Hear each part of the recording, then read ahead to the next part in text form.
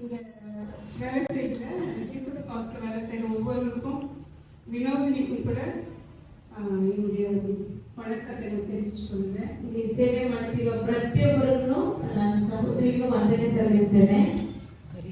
வினோதினி பாட்டு பாடுறது கூட இந்த உலகத்தில் வேற எந்த சந்தோஷமும் கிடையாது. இந்த உலகத்தில் உங்க தவிர எங்களால் வாழவே முடியாது. ಈ ಲೋಕದಲ್ಲಿ ಯಾವ ಸಂತೋಷವೂ ಇಲ್ಲ. ದೇವರನ್ನು ಬಿಟ್ಟು ನಾವು ಬದುಕಕ್ಕೆ ಆಗಲ್ಲ.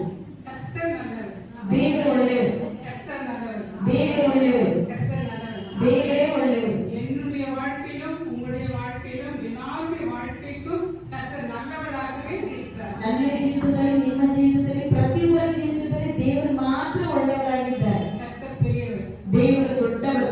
சரி, இன்னும் ஒரு ஜெபம் பண்ணிடுவோம், சின்ன ஜெபம் பண்ணுவோம். ಒಂದು ಪ್ರಾರ್ಥನೆ ಮಾಡಿಕೊಳ್ಳೋಣ.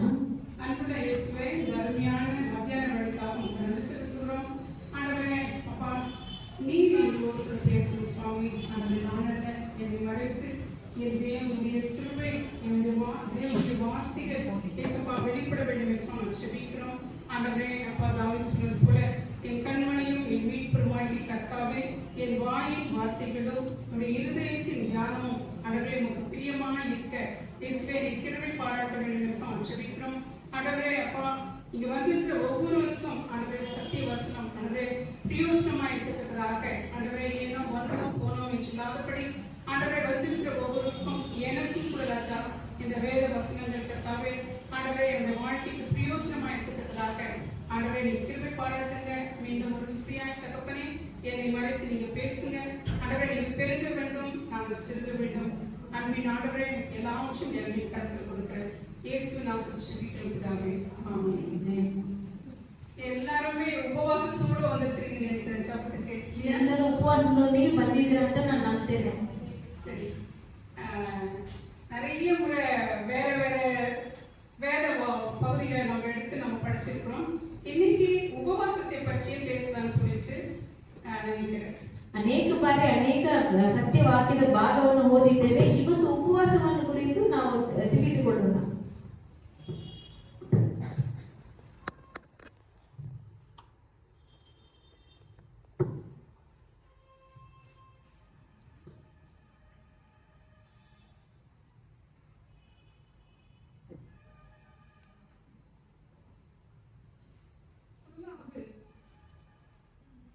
முதலாவது எஸ்தரின் புத்தகத்தை நம்ம எடுப்போம். எஸ்தரின் புத்தகத்தை எடுத்துக்கீங்க. ಮೊದಲನೇದಾಗಿ ಎಸ್ತರ್ ಪುಸ್ತಕವನ್ನು ತೆಗೆದುಕೊಳ್ಳೋಣ. ஆமா, சில வசனங்களை நானே படிக்கிறேன். நேரம் ஆகுறதுனால எனக்கும் கன்னடா புரியாது. நீங்க கன்னடாவில் படிச்சிருக்கீங்களா? கொஞ்சம் கஷ்டமா இருக்குது. சரி, எஸ்தர் 4ஆம் அதிகாரம் ಎಸ್ತರ್ 4ನೇ ಅಧ್ಯಾಯ 14வது வசனத்தை நான் படிக்கிறேன். 14ನೇ ವಾಕ್ಯವನ್ನು ಓದಿಕೊಳ್ಳೋಣ. நீ இந்த காலத்திலே மௌனமாய் இருந்தால் யூதருக்கு சகாயமும் ரட்சிப்பும் வேறொரு இடத்திலிருந்து எழுப்போம். அப்பொழுது நீயும் உன் தகப்பன் குடும்பத்தாரும் அழிவீர்கள். நீ இப்படிப்பட்ட காலத்துக்கு உதவியா இருக்கும்படிக்கு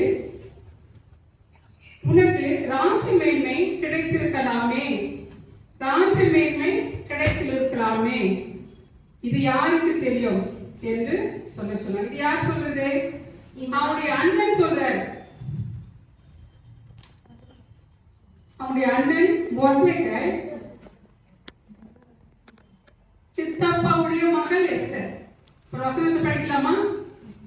அதை புரிஞ்சுக்கோங்க. முதல்ல ಈ ವಾಕ್ಯದಲ್ಲಿ ನಾವು ನೋಡುತ್ತಿದ್ದೇವೆ, ನೀನು ಸುಮ್ಮನೆ ಇದ್ದರೆ ಯಹೂದರಿಗೆ ರಕ್ಷಣೆ ಬೇರೆ ಕಡೆಯಿಂದ ಬರುತ್ತೆ ಎಂಬುದಾಗಿ ಅವರ ಅಣ್ಣ ಹೇಳ್ತಿದ್ದಾರೆ. Okay, second chapter, Esther second chapter 7th verse ಯಾನ ಕನ್ನಡದಲ್ಲೇ ಓದಿ ನೋಡೋಣ.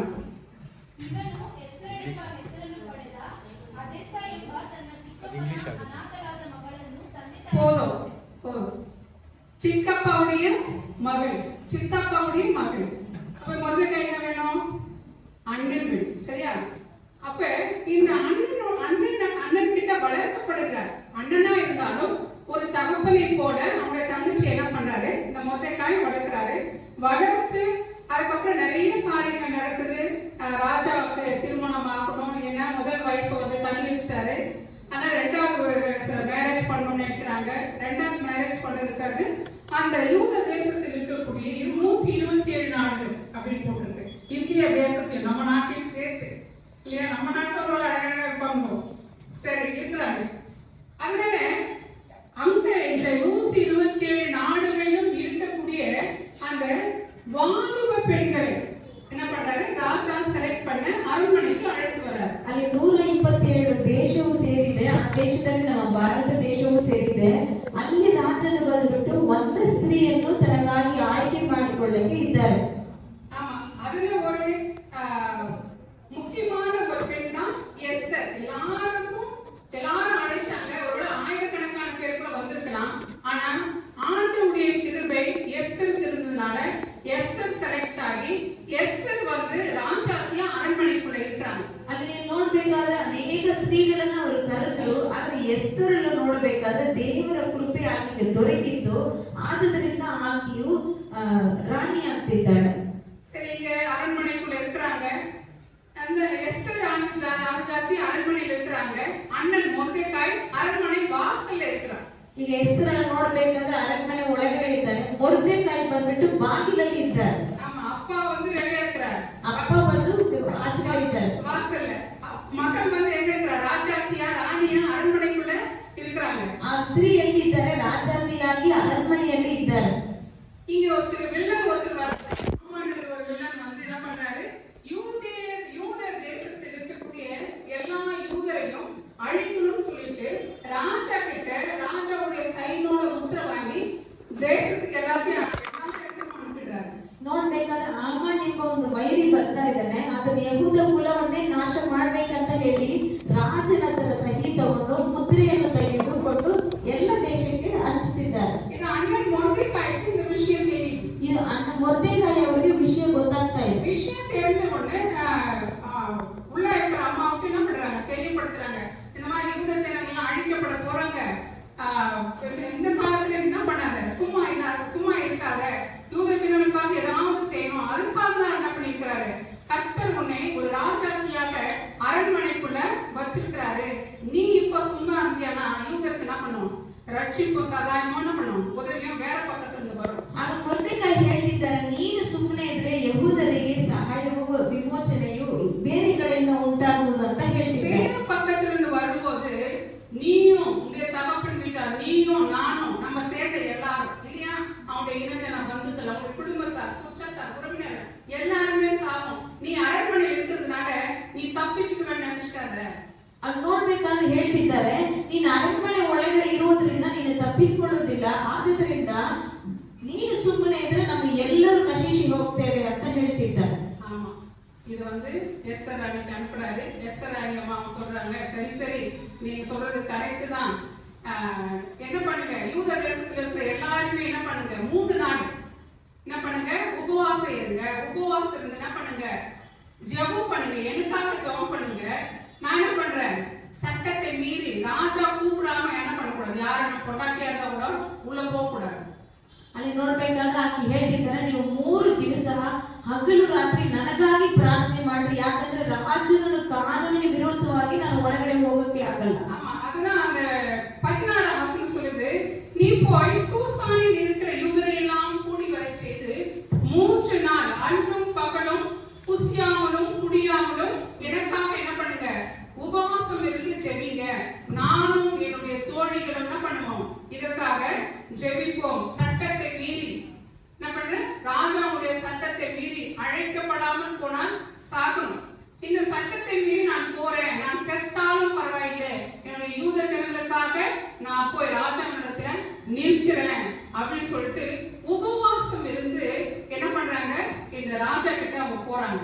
ಆಕೆ ನೋಡ್ಬೇಕಾದ್ರೆ, ನೀವು ಹಗಲಿರುಳು 3 ದಿವಸ ನನಗಾಗಿ ಉಪವಾಸ ಮಾಡ್ರಿ. ನಾನು ರಾಜನು ಹಾಕಿರೋ ಕಾನೂನಿಗೆ ವಿರೋಧವಾಗಿ ಹೋಗ್ತೇನೆ, ನಾನು ಸತ್ತರೂ ಸಾಯ್ತೇನೆ ಎಂಬುದಾಗಿ ಹೇಳಿದರು. ஆமா, நான் சட்டத்தை மீறி போவேன், செத்தாலும் சாகிறேன் சொல்லி மொர்தெகாய் சொன்னாங்க. மொர்தெகாய் சின்ன பிள்ளையா இருக்கும்போது எஸ்தருக்கு சொல்லி வளர்த்தாரு இல்லையா. மொர்தெகாய் சொன்னதெல்லாம் எஸ்தர் கேட்டு வளர்ந்தாங்க. ஆனா இன்னைக்கு ಮೊರ್ದೆಕಾಯಿ ಚಿಕ್ಕ ವಯಸ್ಸಲ್ಲಿ ಎಸ್ತರ್ಗೆ ಏನು ಹೇಳಿದ್ರು ಅದೆಲ್ಲ ಆಕೆ ಕೇಳಿ ಬೆಳೆದಿದ್ದಾಳೆ. ஆனா இன்னைக்கு எஸ்தர் சொல்றதெல்லாம் மொர்தெகாய் கேட்கணும். ಆದ್ರೆ ಇವತ್ತು ಎಸ್ತರ್ ಹೇಳಿದ್ರೆ ಮೊರ್ದೆಕಾಯಿ ಕೇಳಬೇಕು. ஏன்னா அரண்மனையில் இருக்கிறாங்க, ஒரு ராஜாத்தி ஸ்தானத்துல இருக்கிறாங்க. இவ சொல்றது எதுவும் என்ன பண்ணாரு, ராஜா கிட்ட ஏற்படாது. அப்ப அந்த அம்மா சொல்லும் போது என்ன பண்ணுவார், ராஜா கேட்பார். அதனால என்ன அவர் அந்த எஸ்தர் சொன்ன யಹೂದ ಕುಲದವರಿಗೆ ದೇವರು ಒಂದು ಬಿಡುಗಡೆಯನ್ನು ಕೊಟ್ಟರು. இந்த ஆமான் யூத ஜனங்களுக்கு விரோதமாகவும் மொர்தெகாய்க்கு விரோதமாகவும் அநேக காரியங்களை செய்தான். மொர்தெகாய்க்கு 50 அடி உயரத்துல தூக்கு மரத்தை செஞ்சான். மொர்தெகாய் சாவடிச்சு நம்ம என்ன பண்ணிடலாம், அரண்மனைக்கு போயிடலாம், ராஜாத்தி கிட்ட நம்ம என்ன பண்ணலாம், நல்ல பேர் வாங்கலாம் சொல்லி என்னென்னோ காரியங்களை செஞ்சான். ನೀವು ನೋಡ್ಬೇಕಾದ್ರೆ ಇದನ್ನು ಆಮಾನನ್ನು ಮೊರ್ದೆಕಾಯಿನ ಕೊಂದಾಕ್ಬೇಕಂತ ಹೇಳಿ ಒಂದು ಮರಣದ ಕಂಬವನ್ನು ಆತನು ಮಾಡಿ ನಾನು ರಾಜನ ಹತ್ರ ಒಳ್ಳೆ ಹೆಸರು ತಗೋಬೇಕೆಂಬುದಾಗಿ ಯೋಚನೆ ಮಾಡುತ್ತಿದ್ದನು.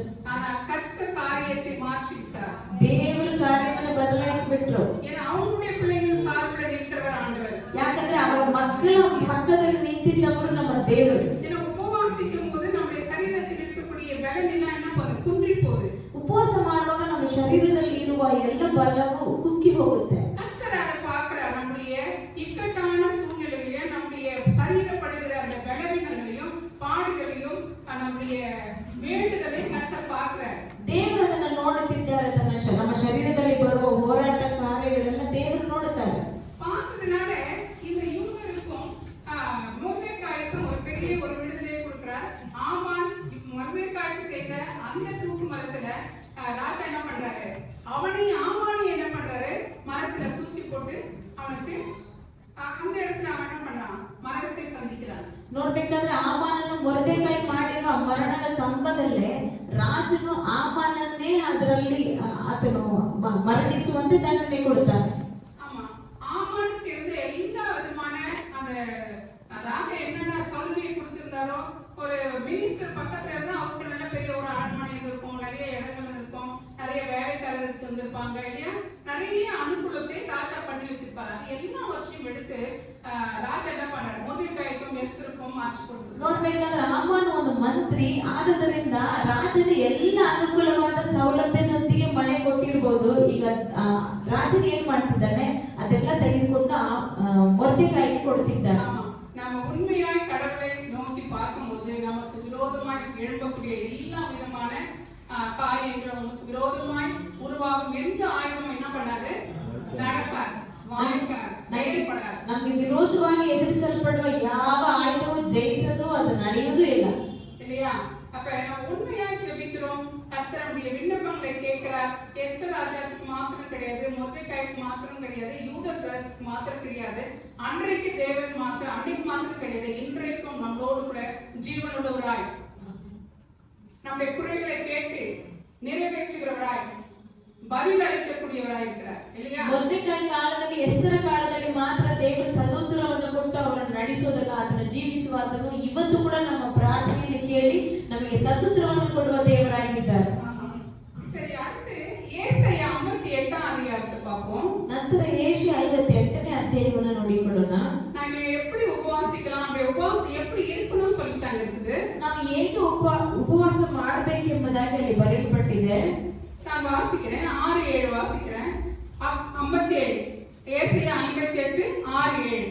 அக்கிரமத்தின் கட்டுகளை அவிழ்க்கிறதும், நுகத்தடியின் பிணையல்களை நெகிழ்கிறதும், நெருக்கப்பட்டிருக்கிறவர்களை விடுதலை ஆக்குகிறதும், சகல நுகச்செடிகளையும் உடைத்து போடுகிறதும், பசியுள்ளவனுக்கு உன் ஆகாரத்தை பகிர்ந்து கொடுக்கிறதும், துரத்துட்ட சிறுமியானவர்களை வீட்டிலே சேர்க்கிறதும், வஸ்திரம் இல்லாதவனை கண்டால் அவனுக்கு வஸ்திரம் கொடுக்கிறதும், உன் மாம்சமானுக்கு உன்னை ஒழித்துக் கொள்ளாமல் இருக்கிறதும் எனக்கு பிரியமான உபவாசம் இல்லையா?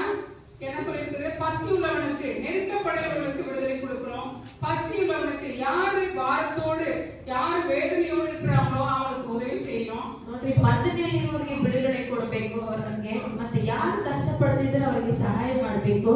பசியா இருக்கிறவங்களுக்கு சாப்பாடு கொடுக்கணும். ಹಸಿದಲ್ಲಿ ಇರುವವರಿಗೆ ಅನ್ನವನ್ನು ಕೊಡಬೇಕು. துரத்துண்டு மற்றவங்களால புறக்கணிக்கப்பட்டு இல்லையா, துரத்தி இருக்கக்கூடிய அவங்கள பார்த்தா சிறுமியானவர்கள் என்ன, எல்லா விஷயத்திலும் கைவிடப்பட்டவர்கள், திக்கற்றவர்கள், யார் உதவி இல்லாத சூழ்நிலை இருக்கிறவங்க தான் சிறுமைப்பட்டவர்கள். ದಿಕ್ಕಿಲ್ಲದವರಿಗೆ ಮತ್ತೆ ಎಲ್ಲರಿಂದ ಕೈ ಬಿಡಲ್ಪಟ್ಟಿದ್ದವರು ಸಾಮಾನ್ಯ ಒಂದು ದೀನ ಜನರು. அவங்களை என்ன பண்ணிக்கணுமா, சேர்த்து கொள்ளணும். ಅವರನ್ನು ನಾವು ಏನು ಮಾಡಬೇಕು, ಸೇರಿಸ್ಕೋಬೇಕು.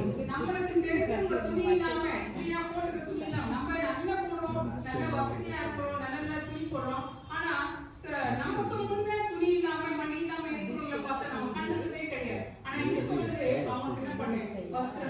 ನಾವು ಒಳ್ಳೆ ಒಳ್ಳೆ ವಸ್ತ್ರವನ್ನು ಹಾಕಿಕೊಳ್ತೇವೆ. ನಮ್ಮ ಕಣ್ಣು ಮುಂದೆ ಇರುವವರಿಗೆ ಒಳ್ಳೆ ಬಟ್ಟೆ ಇಲ್ಲ ಅಂದ್ರೆ ನಾವು ಇಲ್ಲಿ ವಾಕ್ಯ ಏನ್ ಹೇಳ್ತಿದೆ, ಬಟ್ಟೆ ಇಲ್ಲದವರಿಗೆ ಬಟ್ಟೆ ಕೊಡಿ. உன்னோடு கூட பிறந்திருக்கிறவர்கள், உன் கூட பிறந்திருக்கிறவங்களுக்கு என்ன பண்ணாத, உன்னை என்ன பண்ணாத, ஒழிச்சுக்காத. அவன் வந்து உன்னை ஓடி போய் ஒழிச்சுக்கிறதா? அவங்க கஷ்டத்துல இருக்கும் போது, பிரச்சனைகள் இருக்கும் போது அவங்களுக்கு நம்ம உதவி செய்யணும், சகாயம் செய்யணும். நான் சாப்பிடுறேன், நீ சாப்பிடு, நீ கஷ்டப்பட்டு நான் உன் கஷ்டத்துல நான் உன் கஷ்டத்தை நான் ஏத்துக்கிறேன், உன் கஷ்டத்துக்கு நான் பங்காளி. நாம என்ன பண்ணலாம், ஒரு தாய் பிள்ளைங்க ஒற்றுமை இருக்கும் அப்படின்னு சொல்லிட்டு அவங்களுக்கு என்ன தேவையோ அதை சந்திக்கிறவர்களாக நாம் இருக்கணும். ನೋಡ್ಬೇಕಾದ್ರೆ ಕಷ್ಟದಲ್ಲಿ ಇರುವವರಿಗೆ ಯಾರಿಗಾದ್ರೂ ಏನಾದ್ರೂ ಅವಶ್ಯಕತೆ ಇದ್ದಿದ್ರೆ ನಾವು ಅವರಿಗೆ ಮರೆಮಾಚ್ಕೋಬಾರ್ದು, ನನ್ನ ಹತ್ರ ಇಲ್ಲ ಅಂತ ಹೇಳ್ಬಾರ್ದು. ಅವರಿಗೆ ನಾವು ಸಹಾಯ ಮಾಡ್ಬೇಕು. ಏನು ಕಡಿಮೆನೋ ಅದಕ್ಕೆ ಅವರಿಗೆ ಕೊಟ್ಟು ನಾವು ಸಹಾಯ ಮಾಡ್ಬೇಕು. சில நேரத்துல நம்ம கிட்ட இருந்தாலும் என்ன பண்ணுவோம், நீங்க போயிட்டு வாங்க நான் ஜெபம் பண்ணிடுறோம். ಕೆಲವೊಂದು ಬಾರಿ ಯಾರಾದ್ರೂ ಸಹಾಯ ಕೇಳಿದ್ರೆ ನೀವು ಎಲ್ಲಾರಿಗೆ ಹೋಗ್ಬಿಟ್ಟು ಮಾಡಿ, ನಾವು ನಿಮ್ಗಾಗಿ ಪ್ರಾರ್ಥನೆ ಮಾಡ್ತೇವೆ. கர்த்தர் ஜெபத்தை கேட்கலைங்க, தேவி செய்ய. ದೇವರು ಪ್ರಾರ್ಥನೆ ಬಗ್ಗೆ ಮಾತಾಡ್ತಾ ಇಲ್ಲ, ಸಹಾಯ ಮಾಡಿ ಅಂತ. ஜெபம் வந்து தேவை, எல்லாருக்கும் ஜெபம் தேவை கஷ்டத்துல இருக்கும்போது. ஆனா நம்ம கிட்ட இருக்கும்போது நம்மளோடு கூட பிறந்தவங்க நமக்கு தெரிஞ்சவங்க வந்து ஒரு உதவியை கேட்கும் போது நான் போயிட்டு வா நம்ம ஜெபம் பண்றேன்னு சொன்ன கடவுளை ஏற்றுப்பாரா? ನೋಡ್ರಿ, ನಮ್ಗೆ ಗೊತ್ತಿದ್ದವ್ರ ಸಹಾಯವನ್ನು ಕೇಳ್ಬೇಕಾದ್ರೆ ನಮ್ಮ ಹತ್ರ ಹಣ ಇರುವಾಗ ನೀವು ಹೋಗಿ ನಾನು ನಿನಗಾಗಿ ಪ್ರಾರ್ಥನೆ ಮಾಡ್ತೇನೆ ಅಂತ ಹೇಳಿದ್ರೆ ದೇವರು ನಮ್ಮ ಪ್ರಾರ್ಥನೆ ಕೇಳ್ತಾರ? கண்டிப்பா நீ உபவாசமே ஜெபம் பண்ணணும், ஜெபத்தை ஏற்று. ನಿಜವಾಗಿ ನೀವು ಉಪವಾಸದೊಂದಿಗೆ ಪ್ರಾರ್ಥನೆ ಮಾಡಿದ್ರೆ ದೇವರು ಕೇಳಲ್ಲ. சரியா? அப்ப அவங்க இப்படிப்பட்டவர்களுக்கு நம்ம உதவி செய்யும் போது, இப்படிப்பட்டவர்களை நம்ம சேர்த்துக் கொள்ளும் போது, கஷ்டத்துல இருக்கிறவங்களுக்கு நம்ம அவங்க இடத்துல போய் அவங்க கஷ்டத்தை நம்ம ஷேர் பண்ணிக்கும் போது கர்த்தர் என்ன சொல்றாரு சொன்னாக்கா, உன்னுடைய விடியற் காலத்துல வெளுப்பை போல ஒரு பகல்ல அதிகமான வேலையில இரவுல எல்லாம் ரொம்ப இருட்டா இருக்கும். இப்பெல்லாம் இருட்டா இல்ல, ராத்திரி பகலும் ஒண்ணாக்குது. ஆனா அந்த காலத்துல அப்படி கிடையாது இல்லையா? ನೀವು ನೋಡ್ಬೇಕಾದ್ರೆ ಈ ರೀತಿ ನೀವು ಪ್ರಾರ್ಥನೆ ಮಾಡ್ಬೇಕಾದ್ರೆ ದೇವರಿಗೆ ಆ ಒಂದು ಉಪವಾಸದ ಒಂದು ಇಷ್ಟವಾಗುತ್ತದೆ. ಅದು ಹೇಗಿರ್ತದಂದ್ರೆ ರಾತ್ರಿ ಎಲ್ಲ ಇದ್ದು ಒತ್ತಾಯ ಸಮಯ ಬರ್ತದಲ್ಲ, ಒಂದು ಬೆಳಕು ಬರುತ್ತಲ್ಲ, ನಮ್ಮ ಜೀವಿತ ಆ ರೀತಿ ಇರ್ತದೆ ಅಂತ ಹೇಳ್ತಾರೆ. ஆமா, புதிய அந்த காலையுடைய அந்த வெளிச்சம் ரொம்ப பீஸ்ஃபுல்லா இருக்கும். அப்படிப்பட்ட ஒரு பிரகாசமான ஒரு வெளிச்சத்தை போல நீ என்ன பண்ணுவ, நீ எழும்பவ, உன்னுடைய சுக வாழ்வு சீக்கிரத்துல என்ன பண்ணும், துளுக்குமா. ನೀವು ದೇವರು ಹೇಳ್ತಿದ್ದಾರೆ, ನಿಮ್ಗೆ ಬೆಳಗ್ಗೆ ಹೇಗೆ ಆಗ್ತದೋ ರಾತ್ರಿ ಎಲ್ಲ ಹೋಗಿ ಬೆಳಗ್ಗೆ ಬರ್ತದಲ್ಲ, ನಿಮ್ಮ ಜೀವಿತ ಕೂಡ ಆ ರೀತಿಯಾಗಿ ಚಿಗುರುತ್ತೆ ಅಂತ ಹೇಳ್ತಿದ್ದಾರೆ. ಪಟ್ಟ ಮರத்துல ತುಳಿ ಬಿಡುಮಾ? ಒಣಗಿ ಹೋಗಿರುವ ಮರದಲ್ಲಿ ಏನಾದ್ರೂ ಚಿಗುರು ಬರುತ್ತಾ? காஞ்ச மரத்துல துளிர் விடாதுதானே? ಒಣಗಿರುವ ಮರದಲ್ಲಿ ಚಿಗುರು ಬಿಡಲ್ಲ.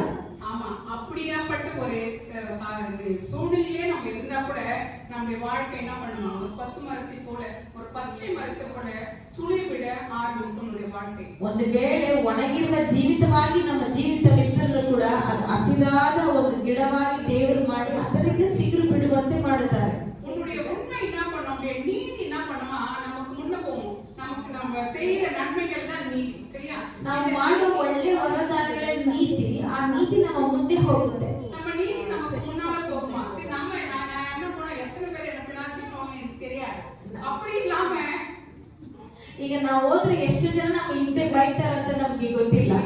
ஆனா இங்க என்ன சொல்றது, அந்த மாதிரி சூழ்நிலை இல்லாம எல்லாருமே மரியாதை பார்த்தாங்க, கர்த்தரால் ஆசீர்வதிக்கப்பட்டவர்கள் சொன்னாங்க. ಮರಿಯಳನ್ನು ಹೇಳಿದ್ರು, ನೀನು ಯೆಹೋವನಿಂದ ಆಶೀರ್ವಾದ ಪಡೆದಿದ್ದೀಯಾ. அப்படிப்பட்ட ஒரு கிருபை, அப்படிப்பட்ட ஒரு சூழ்நிலையை கர்த்தர் நமக்கு உருவாக்கி தருவார். ಅಂತ ಒಂದು ಕೃಪೆಯನ್ನು ಸ್ಥಿತಿಯನ್ನು ದೇವರು ನಮಗೆ ಉಂಟು ಮಾಡಿದ್ದಾರೆ. இப்ப கர்த்தர் சொல்றாரு, நீ கூப்பிடுவே நான் வருவேன்னு சொல்றாரு. ಆಗ ದೇವರು ಹೇಳಿದ್ದಾರೆ, ನೀನು ಕೂಗುತ್ತೀಯಾ, ನಾನೇ ಸಂಗಡ ಬರ್ತೇನೆ. நீ கூப்பிடும் போது நான் வந்து உனக்கு பதில் கொடுப்பேன், மறு உத்தரவு கொடுப்பேன். ನೀನು ಮೊರೆ ಇಡುವಾಗ ನಾನು ನಿನಗೆ ಸದುತ್ತರ ಕೊಡ್ತೇನೆ. ஒரு அம்மாவை போல நீ கூப்பிடும் போது தோ நான் ஓடி வர, ஒரு அம்மா கிட்ட சொல்லுவாங்க, தோ வந்துட்டேன் அப்படின்னு சொல்றாங்க. கர்த்தர் பாரு அழகா சொல்ற. இந்த 9வது வசனத்துல நம்ம வாசிக்கிறோம், ஏசாயா 58:9. அங்க என்ன சொன்னா, அப்பொழுது நீ கூப்பிடுவாய், கர்த்தர் மறு உத்தரவு கொடுப்பார், நீ சத்தமிடுவாய் சொல்றாரு. அழகா சொல்றாரு, இதோ நான் இருக்கிறேன். ಈಗ ನೋಡ್ರಿ, ಒಂದು ತಾಯಿಯನ್ನು ಕರೆದ ಕೂಡಲೇ ಬಂದೆಮ್ಮ ಅಂತ ಒಂದು ತಾಯಿ ಹೇಳ್ತಾರೆ ಮಕ್ಕಳಿಗೆ. 9ನೇ ವಾಕ್ಯದಲ್ಲಿ ದೇವರು ಹೇಳ್ತಿದ್ದಾರೆ, ನೀನು ಕೂಗಿದರೆ ಯೆಹೋವನು ಉತ್ತರ ಕೊಡುವನು, ಮೊರೆಯಿಟ್ಟು ಕರೆದರೆ ಇಗೋ ಇದ್ದೇನೆ ಅಂತ ಹೇಳ್ತಾರಂತೆ. நம்ம யாரும் நம்ம சொல்லுவோமா? ನಾವು ಯಾರಿಗೆ ಕರೆದ್ರೆ ಹೇಳ್ತೇವಾ? ரொம்ப முக்கியமான வேலையில இருக்கிறோம், ಇರಪ್ಪ ಸ್ವಲ್ಪ ಮುಖ್ಯವಾದ ಕೆಲಸದಲ್ಲಿ ಇದ್ದೇವೆ, டைம் இருக்கும்போது நானே கூப்பிடுறேன், ನನಗೆ ಸಮಯ ಇರುವಾಗ ನಾನೇ ಕರಿತೇನೆ, டிஸ்டர்ப் ನನ್ನನ್ನು ತೊಂದರೆ ಮಾಡಬೇಡ சொல்றோமா இல்லையா? ಹೇಳ್ತೇವಲ್ವಾ? கண்டிப்பா சொல்றோம் இல்லையா? ನಿಜವಾಗಿ ನಾವು ಆ ರೀತಿ ಹೇಳ್ತೇವೆ. நீங்க கால் பண்ணுங்க, நான் டைம் இருந்தா நான் என்ன பண்றேன் வரேன் அப்படின்னு சொல்லிட்டு. ನೀವು ಕರೆ ಮಾಡ್ರಿ, ನನಗೆ ಸಮಯ ಇರುವಾಗ ಬರ್ತೇನೆ ಅಂತ ಹೇಳ್ತೇವೆ. ஆமா, எத்தனை முறை கூப்பிட்டாலும் நமக்கு நல்ல பதில் வரப்போறது கிடையாது. ಎಷ್ಟು ಬಾರಿ ಕರೆದ್ರೂ ಒಳ್ಳೆ ಉತ್ತರ ಸಿಗಲ್ಲ. ஆனா இயேசுவே ஆண்டவர் சொல்றாரு, நான் இருக்கிறேன் இல்லையா? கூப்பிடும்போது நான் இருக்கிறேன், பயப்படாத, உனக்கு பதில் தருவேன், நீ என்னை கூப்பிடு. ಆಗ ದೇವರು ಹೇಳ್ತಿದ್ದಾರೆ, ಇಗೋ ನಾನಿದ್ದೇನೆ, ನಿನ್ನ ನನ್ನ ಕರಿ, ನನಗೆ ಮೊರೆ ಇಡು, ನಾನು ನಿನಗೆ ಉತ್ತರ ಕೊಡ್ತೇನೆ ಅಂತ ಹೇಳ್ತಿದ್ದಾರೆ. ஆமா, இங்க 10வது வசனம் சொல்லுது, பசியுள்ளவனிடத்தில் உன் ஆத்துமாவை சாய்த்து சிறுமைப்பட்ட ஆத்துமாவை நீ திருப்தியாக்கினார், அப்பொழுது இருளில் உன் வெளிச்சம் உதிக்கும். நம்ம எப்படிப்பட்ட போற இருள்னு சொன்னாக்கா இருட்ட கிடையாது, ராவ் கிடையாது. நம்முடைய பிரச்சனைகள், நம்முடைய போராட்டங்கள், நமக்கு வரக்கூடிய எதிர்ப்புகள், நம்மளை சூழ்ந்திருக்கிற பிசாசின் கிரியைகள், இதுதான் இருட்டு இல்லையா? இருட்டுன்னா விடாதமா கிடையாது. இருட்டுன்னா நமக்கு வரக்கூடிய சில நேரத்துல ஐயோ ஏன் தான் இந்த வாழ்க்கைன்னு சொல்லிட்டு நினைக்கக்கூடிய அளவுக்கு நம்மளுக்கு என்ன பண்ணோம், அந்த இருள் நம்ம என்ன பண்ணோம், சூழ்ந்தோம். ಕೆಲವೊಂದು ಬಾರಿ ನಮ್ಮ ಜೀವಿತದಲ್ಲಿ ನೋಡ್ಬೇಕಾದ್ರೆ ಯಾಕೆ ಇಷ್ಟು ಒಂದು ತೊಂದರೆಗಳು ಎಂಬುದಾಗಿ ಒಂದು ಕಾರಣದಲ್ಲಿ ನಮ್ಮನ್ನು ಆವರಿಸಿಕೊಳ್ಳುತ್ತದೆ. ஆனா தாவீது சொல்றாரு அந்த 23வது சங்கீதத்துல, நான் மரண இருளின் பள்ளத்தாக்கிலே. அப்ப இருள்ன்றது பிரச்சனை, மரணத்தை கொண்டு வரக்கூடிய அளவுக்கு இருக்கக்கூடிய அந்த பிரச்சனை தான் இருள். ಆಗ ದಾವೀದನ ಕೀರ್ತನೆ 23ನೇ ಕೀರ್ತನೆ ದಾವೀದನು ಹೇಳ್ತಿದ್ದಾನೆ, ನನ್ನ ಕಾರ್ ಕತ್ತಲೆಯ ಮರಣ ಕಣಿವೆಯಲ್ಲಿ ನಡೆಯುತ್ತಿರುವ ಕತ್ತಲೆ ಅಂದ್ರೆ ಏನು, ಒಂದು ತೊಂದರೆ, ಕಷ್ಟ. ஆமா, அப்ப இந்த மாதிரியான இருளிலிருந்து என்ன பண்ணணும், வெளிச்சம் உதித்து நீ அந்தகாரம் மத்தியானத்தில், உன்னுடைய அந்தகாரம் மத்தியானத்துல அந்த 12 மணி நேரத்துல நம்மளுக்கு இந்த பகல் எப்படி இருக்கும், நல்ல பிரைட்டா இருக்கும் இல்லையா? அப்படி ஒரு வாழ்க்கையின் வெளிச்சத்தை நம்மளுக்கு கற்றுத் தருவார். ನೋಡ್ರಿ, ಈ ರೀತಿ ನಾವು ಇರುವಾಗ ನಮ್ಮ ಅಂಧಕಾರವಾಗಿರುವ ಕಷ್ಟಗಳು ದೇವರು ಪರಿಹಾರ ಮಾಡಿ ಮಧ್ಯಾಹ್ನದ ಹಗಲಿನಾಗಿ ದೇವರು 12 ಗಂಟೆಗೆ ಎಷ್ಟು ಬೆಳಕಿರುತ್ತಲ್ಲ ಆ ರೀತಿಯಾಗಿ ನಾವು ಜೀವಿತವನ್ನು ಬದಲಾಯಿಸ್ತಾರೆ. கர்த்தர் உண்மையா நம்ம உபவாசம் இருக்கு இப்படிதான் மற்றவங்களுக்கு உதவி செய்யணும். நம்ம வீட்டிலேயோ நம்மளை சுற்றி இருக்கிறவங்கள கஷ்டத்துல இருக்கும்போது நான் ஜெபம் பண்றேன், நான் பைபிள் படிக்கிறேன், எனக்கு இது போதும், நான் ஊழியம் செய்யறேன்னு சொல்லி சுத்தி இருந்தா நம்முடைய உபவாசம் கண்டிப்பா நான் சொல்றேன், ஆண்டவருடைய பைபிள் வச்சு சொல்றேன், உங்களுடைய உபவாசம் கண்டிப்பா ஏற்றுக்கொள்ளப்படாது. ನೋಡ್ರಿ, ಈ ಎಲ್ಲ ಕಾರ್ಯವನ್ನು ನಾವು ಮಾಡಿಕೊಂಡು ಏನು ದೇವರು ಹೇಳೋದನ್ನ ಮಾಡದೆ ಬಿಟ್ಟರೆ, ನೀವು ಉಪವಾಸ ಮಾಡಿದ್ರು ಬೈಬಲ್ ಓದಿದ್ರು ನಿಜವಾಗಿ ನಿಮ್ಮ ಪ್ರಾರ್ಥನೆ ಕೇಳಲ್ಪಡಲ್ಲ. அடுத்து யார் உபவாசிக்கிறாங்க பார்க்கலாம். யோனா கிட்ட போவோம். யோனா 3rd சாப்டருக்கு போவோம். ನಂತರ ಯಾರು ಉಪವಾಸ ಮಾಡ್ತಾರೆ ಅಂದ್ರೆ ಯೋನನ 3ನೇ ಅಧ್ಯಾಯಕ್ಕೆ ನಾವು ಹೋಗೋಣ. ஆமா, யோவான் 3 அதிகாரம் 5-6 நான் வாசிக்கிறேன். அப்பொழுது நினிவேயில் உள்ள ஜனங்கள் தேவனை விசுவாசித்து உபவாசம் செய்யும்படி கூறினார்கள், பெரியோர் முதல் சிறியோர் வரை. நீங்க யோனான்ற ஒருத்தர் தெரியுதுன்னு எல்லாருக்கும் யோனா தெரியுமா? ಯೋನನ ಎಲ್ಲರಿಗೂ ಗೊತ್ತಲ್ವಾ? 3ನೇ ಅಧ್ಯಾಯ 5ನೇ ವಾಕ್ಯ ಹೇಳ್ತದೆ, ನಿನೆವೆಯವರು ದೇವರಲ್ಲಿ ನಂಬಿಕೆ ಉಪವಾಸ ಮಾಡಿದರು ಎಂಬುದಾಗಿ ನೋಡ್ತೇವೆ. ஆமா, எப்படி பண்ணாங்க? கர்த்தர் வந்து யோனாவை அனுப்புறாரு. யோனா போய் என்ன பண்றாரு, நினிவேவுக்கு சத்தியத்தை சொல்றாரு. என்ன சத்தியத்தை சொல்றாரு? இன்னும் 40 நாள்ல நீங்க அழிஞ்சு போயிட்டு போறீங்க, இந்த நினிவே அழிக்கப்பட்டு போகுது, இவ்வளவுதான் அவன் சொல்றாரு. ಯೋನನ ಏನ್ ಹೇಳ್ತಿದ್ದ, ನಿನೆವೆ ಪಟ್ಟಣದೊಳಗಿನ 40 ದಿವಸ ಆದ್ರೆ ನೀವೆಲ್ಲ ನಶಿಸಿ ಹೋಗ್ತೀರಾ ಎಂಬುದಾಗಿ ಆತನು ಹೇಳ್ತಿದ್ದ. நீங்க மனமா இருக்க, நீங்க ஜெபம் பண்ணுங்க, ஒண்ணும் சொல்லல, இதுக்குன்னா நினிவே அழிஞ்சாலும் நமக்கு சந்தோஷம் தான். ஆனா போனாரு சொன்னாரு, ನೀವು ಪಕ್ಷಾತಾಪ ಪಡ್ರಿ, ನೀವು ಮನ ತಿರುಗಿರಿ, ಅವ್ರಿಗೆ ನಿನೆವೆ ನಾಶವಾದರೂ ಕೂಡ ಸಂತೋಷನೇ ಇವರಿಗೆ. ஏன்னா முதல்லயே அவர் ஸ்டார்டிங்ல ட்ரபிள் பண்ணிட்டாரு இல்லையா? நினிவே போனா நசிச்சு போயிட்டாரு. ಯಾಕೆ ಮೊದಲೇ ನೋಡ್ಬೇಕಾದ್ರೆ ಅವ್ರು ಸ್ವಲ್ಪ ತೊಂದರೆ ಮಾಡ್ಬಿಟ್ರು, ನಿನೆವೆ ಹೋದ್ರೆ தர்ஷீஷ் ಹೋಗ್ಬಿಟ್ರು. கர்த்தருடைய வார்த்தைக்கு கீழ்ப்படியாம போனதுனால அதுக்கப்புறம் நிறைய பிரச்சனை அவர் பார்த்தாரு. செகண்ட் டைம் நீ கண்டிப்பா போய் என்ன பண்ணணும், நினிவேக்கு சொல்லியாகணும், 40 நாள்ல நினிவே அழியப்போகுதுன்னு சொல்றாரு. ದೇವರು ಹೇಳ್ತಿದ್ದಾರೆ, ನಿನೆವೆ ಪಟ್ಟಣಕ್ಕೆ ಹೋಗು, ಅಲ್ಲಿ ಹೋಗಿರೋರಿಗೆ ಹೇಳಿ 40 ದಿವಸದಲ್ಲಿ ನಿಮ್ಮ ದೇಶ ನಶಿಸಿ ಹೋಗುತ್ತದೆ ಎಂಬುದಾಗಿ ಹೇಳು ಅಂತ ಹೇಳಿದರು. நம்மகிட்ட வந்து சொன்னா என்ன பண்ணுவோம்? ನಮ್ಮ ಹತ್ರ ಬಂದು ಹೇಳಿದ್ರೆ ಏನ್ ಮಾಡ್ತೇವೆ? சரி பரவாயில்ல, இருக்கிற வரைக்கும் இருக்கிற ஆடியம் இல்லையா, நல்லா அடிச்சு சாப்பிட்டு திருப்தியா இருக்கு. எனக்கு ஞாபகம் இருக்கு, ஒரு முறை அப்படி நடந்துச்சு. ಹಿತ್ತಾಳೆ ಪಾತ್ರೆ ಎಲ್ಲ ಮಾರ್ಬಿಟ್ಟು ಅದರಲ್ಲಿ ಚೆನ್ನಾಗಿ ಒಳ್ಳೆ ಊಟವನ್ನು ಮಾಡಿದ್ರು. ஆமா, இப்ப இந்த 2012 கூட ஒரு பிரச்சனை ಸಮಸ್ಯೆ ಹೋಗ್ತಿತ್ತು. 2012 12 ಮಣಿಗೆ 12ನೇ தேதி உலகம் அழிஞ்சிடும். 2012ರಲ್ಲಿ 12ನೇ ಗಂಟೆಯಲ್ಲಿ 12ನೇ ದಿನದಲ್ಲಿ ಲೋಕವು ನಾಶವಾಗುತ್ತೆ. யார என்ன பண்ணாங்க எனக்கு தெரியாது. அப்ப ஞாபகம் வந்துச்சு. ಈ ಕಾಲದಲ್ಲಿ ಯಾರು ಮಾಡಿದ್ರು ಗೊತ್ತಿಲ್ಲ. ನಾನು ಆ ಕಾಲದಲ್ಲಿ ನನಗೆ ஞாபகம் ಇತ್ತು. ஆனா இந்த நினிவே சிலைகள் என்ன பண்றாங்கன்னு சொன்னா எல்லாரும் சின்ன பிள்ளைகள இருந்து பெரியவங்க வரைக்கும் என்ன பண்றாங்க?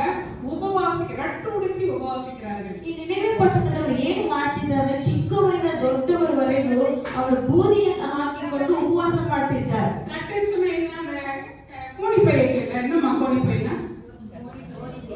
கோணிச்சீலா இல்லையா? அந்த கோணிச்சீலா போட்டுன்னு அது மேல சாம்பல் தலையிலிருந்து பால் வரைக்கும் சாம்பலை போட்டுன்னு உட்காருவாங்க. ஏன் இப்படி பண்றாங்க? நீங்க தெரிஞ்ச பதில் சொல்லுங்க. ಈ ಗೋಣಿ ಚೀಲವನ್ನು ಅವರು ಹಾಕಿಕೊಂಡು ಅದರ ಮೇಲೆ ಬೂದಿಯನ್ನು ಹಾಕಿಕೊಂಡು ಕುಳಿತುಕೊಂಡು ಉಪವಾಸ ಮಾಡ್ತಾರೆ. உங்களுக்கு என்ன பதில் தெரியுமா? ಯಾರಾದ್ರೂ ಉತ್ತರ ಗೊತ್ತಾ ಯಾಕೆ ಹಿಂಗ್ ಮಾಡ್ತಾರೆ ಅಂತ? சாம்பல் நல்லா இருக்குமா? மேல போட்டுருந்தா ಬೂದಿ ಮೇಲೆ ಹಾಕೊಂಡ್ರೆ ಚೆನ್ನಾಗಿರುತ್ತಾ? கோணி சீலா மேல துணி இல்லாம போட்டா நல்லா இருக்குமா? ಗೋಣಿ ಚೀಲ ಬಟ್ಟೆ ಇಲ್ಲದೆ ಹಾಕೊಂಡ್ರೆ ಚೆನ್ನಾಗಿರುತ್ತಾ? நமக்கு ஒரு எரிச்சல் உண்டாகும். ಅಲ್ಲಿ ಒಂದು ಉರಿ ಉಂಟಾಗುತ್ತೆ. உடம்பு வந்து என்ன பண்ணும்? அது எரிக்கும். ಅದು ಮೈಯೆಲ್ಲ ಉರಿ ಉರಿಯುತ್ತೆ. அப்படியே உடம்புல போட்டு தேய்ச்சிட்டு தான் இருக்கணும். ಅದು ಬೂದಿ ಮೇಲೆ ಬಂದ್ರೆ ಮೇಲೆ ಬಿದ್ರೆ ಉರಿ ಉರಿ ಆಗುತ್ತೆ. ನಾವು ಅದನ್ನ ಒರೆಸ್ಬೇಕು. இதுதான் ரெட்டு உடுத்தி சாம்பலை உட்கார்ந்து இந்த சிஸ்டம் தான். ಈ ರೀತಿ ನಾವು ಮಾಡೋದೇ ಈ ಸಿಸ್ಟಮ್. ಬೂದಿ ಹಾಕೊಂಡು ಮಾಡೋದೇ ಈ ಸಿಸ್ಟಮ್. ஆமா. அப்ப இந்த நினிவே சின்னங்கள்லாம் இப்படி உட்கார்ந்துக்கறான்னு சொல்லிட்டு உட்கார்ந்துட்டாங்க. இந்த நியூஸ் வந்து ராஜா கிட்ட போகுது. ಈ ನಿನೆವೆ ಜನರೆಲ್ಲ ನೋಡ್ಬೇಕಾದ್ರೆ ಈ ರೀತಿಯಾಗಿ ಉಪವಾಸ ಮಾಡಿ ಕುಳಿತಿದ್ದಾರೆ. ಈ ಒಂದು ಸುದ್ದಿ ರಾಜನಿಗೆ ಹೋಗ್ತಾ ಇದೆ. இந்த ராஜா என்ன பண்றாருன்னா அவருடைய சிம்மாசனத்தை விட்டு எழுந்திருக்கிறார். ಈ ರಾಜನು ಏನ್ ಮಾಡ್ತಿದ್ದಾನೆ ಅಂದ್ರೆ ಅದನ್ನ ಸಿಂಹಾಸನವನ್ನು ಬಿಟ್ಟು ಎದ್ದು ನಿಂತಾನೆ. எழுந்து அவரும் என்ன பண்றாருன்னா ரெட்டு உடுத்தி சாம்பலை உட்கார்றாரு. ಈ ರಾಜನು ಕೂಡ ಅದೇ ರೀತಿಯಾಗಿ ಆ ಗೋಣಿ ಚೀಲನ ಹಾಕೊಂಡು ಬೂದಿಯನ್ನು ಹಾಕೊಂಡು ಕುಳಿತಿದ್ದಾರೆ. நாம ஒரு ராஜாவோ இல்ல ராஜனா தேவையில்ல, நல்ல ஒரு எல்லாரும் மதிக்கக்கூடிய ஒரு போஸ்டோ ஒரு வசதி படைச்சவங்களா இருந்தா கோணிச்சீலாவா அவ்வளவு சீக்கிரம் அதுவும் அந்த ராஜ சிம்மாசனத்துக்கு ஒரு பெரிய மரியாதை இல்லையா? ಈ ರಾಜನ ಸಿಂಹಾಸನಕ್ಕೆ ಒಂದು ದೊಡ್ಡ ಘನ ಇದೆ. ಒಂದು ವೇಳೆ ನಾವೆಲ್ಲರೂ ಒಂದು ಒಳ್ಳೆ ಪೋಸ್ಟ್ ಅಲ್ಲಿ ಇದ್ರೆ ಆ ರೀತಿ ಗೋಣಿ ಚೀಲ ಹಾಕೊಂಡು ಬೂದಿ ಹಾಕೊಂತೀವ? உட்காருவோமா? ஒரு எம்எல்ஏவோ ஒரு எம்பியோ கவுன்சிலரா இருந்தா உட்காருவோமா? ಒಂದು ಎಮ್ಎಲ್ಎ ಎಂಪಿ ಕೌನ್ಸಿಲರ್ ಆಗಿದ್ರೆ ನಾವು ಕುಳಿತಿರ್ತಾ ಇದ್ದೇವಾ? ಆ ರೀತಿ ಗೋಣಿ ಚೀಲ ಅಂದ್ರೆ ನಮಗೆ ಒಂದು ಅಸಹ್ಯ. சாம்பல்ல அதை விட மோசம். ಇನ್ನ ಬೂದಿ ಅಂದ್ರೆ ಅದಕ್ಕಿಂತ ಮೋಸ. அப்ப இந்த ராஜா அவருடைய ஸ்தானத்தை விட்டு இறங்கி ಈ ರಾಜನು ಅದರ ಸ್ಥಾನವನ್ನು ಬಿಟ್ಟು ಹಿಡಿದು தன்னை தாழ்த்தி கொண்டு ತನ್ನನ್ನು ತಗ್ಗಿಸಿಕೊಂಡು கர்த்தருக்கு முன்பாக நான் ஒன்றுமே கிடையாது, ದೇವರ ಮುಂದೆ ನಾನು ಏನೂ ಇಲ್ಲ, கர்த்தர் பெரியவர், ದೇವರೇ ದೊಡ್ಡವರು, நான் என்னை தாழ்த்தும் போது ನಾನು ನನ್ನನ್ನು ತಗ್ಗಿಸುವಾಗ கர்த்தர் ஒருவேளை மனம் வருவார். ದೇವರು ಖಂಡಿತ ಮನ ಬರುತ್ತಾರೆ. இந்த ராஜாவும் பிரதானிகளும் ஒரு காரியத்தை ரெடி பண்ணி நினிவே தேசத்தில் இருக்கிற எல்லாருக்கும் அனுப்புறாங்க. ಈ ರಾಜನ ಮಂತ್ರಿಗಳೆಲ್ಲ ಒಂದು ಕಾರ್ಯವನ್ನು ಅವರು ಬರೆದು ನಿನೆವೆ ಪಟ್ಟಣದಲ್ಲಿರುವ ಎಲ್ಲರಿಗೂ ಆ ಪತ್ರವನ್ನು ಕಳಿಸ್ತಿದ್ದಾರೆ. அவங்க என்ன அனுப்புறாங்க? ಅದರಲ್ಲಿ ಏನು ಕಳಿಸ್ತಿದ್ದಾರೆ? ಮನುಷ್ಯನು ಮೃಗಗಳು மாடுகளும் ದನಗಳು 7வது வசனத்துல மாடுகளும் ದನಗಳು ஆடுகளும் ಕುರಿಗಳು ஒன்றுமே ருசி பார்க்க கூடாது. ಯಾವುದರ ರುಚಿ ನೋಡಬಾರದು. ஆடு மாடுகள் மேய கூடாது. ದನ ಪಶು ಯಾವುದು ಮೇಯಿಸಬಾರದು. மனுஷர் எதுவும் சாப்பிடவும் கூடாது, தண்ணி குடிக்க கூடாது. ಮನುಷ್ಯನು ತಿನ್ನಬಾರದು, ಕುಡಿಯಬಾರದು. ஆடு மாடுகளும் தண்ணி குடிக்க கூடாது. ಕುರಿ ದನ ಕುಡಿಯಬಾರದು, ತಿನ್ನಬಾರದು. ஆடு மாடுகள் மாத்திரம் கிடையாது. அவங்க அப்ப நிறைய கழுதைகள் வச்சிருந்தாங்க, குதிரைகள் வச்சிருந்தாங்க. என்னென்ன மிருகங்கள் இருந்தோ எதுவுக்குமே என்ன பண்ணக்கூடாது? தண்ணியும் கொடுக்க கூடாது, சாப்பாடும் கொடுக்க கூடாது. ದನ ಕುರಿ ಮಾತ್ರ ಅಲ್ಲ, ಅವರು ಕತ್ತೆಗಳು ಮತ್ತೆ ಕುದುರೆಗಳೆಲ್ಲ ಇಟ್ಟಿದ್ರು. ಆದ್ರಿಂದ ಅದು ಯಾವುದು ಕೂಡ ತಿನ್ನಬಾರದು, ಕುಡಿಯಬಾರದು. 8வது வசனம் சொல்லுது மிருகங்களும் ரட்டுடு தின்னதுன்னு சொல்லிட்டு. 8ನೇ ವಾಕ್ಯದಲ್ಲಿ ನೋಡ್ಬೇಕಾದ್ರೆ ಆ ಒಂದು ಮೃಗಗಳೆಲ್ಲ ಕೂಡ ಉಪವಾಸ ಮಾಡಿತ್ತು. மிருகங்களுக்கும் ரட்டு உடுத்தி இந்த ஜனங்கள் வந்து என்ன பண்றாங்க சொன்னாக்கா உபவாசிக்கிறாங்க. ಈ ಮೃಗಗಳೆಲ್ಲ ಕೂಡ ಆ ಗೋಣಿ ತಟ್ಟನ್ನು ಹಾಕಿಕೊಂಡು ಉಪವಾಸ ಮಾಡಿತ್ತು. கர்த்தர் இதை பார்க்கிறார். ದೇವರು ಇದನ್ನು ನೋಡ್ತಿದ್ದಾರೆ. கர்த்தர் பார்த்து ದೇವರು ನೋಡಿ ஆடு மாடுகள் குழந்தைகள் சிறியவங்க பெரியவங்க ராஜா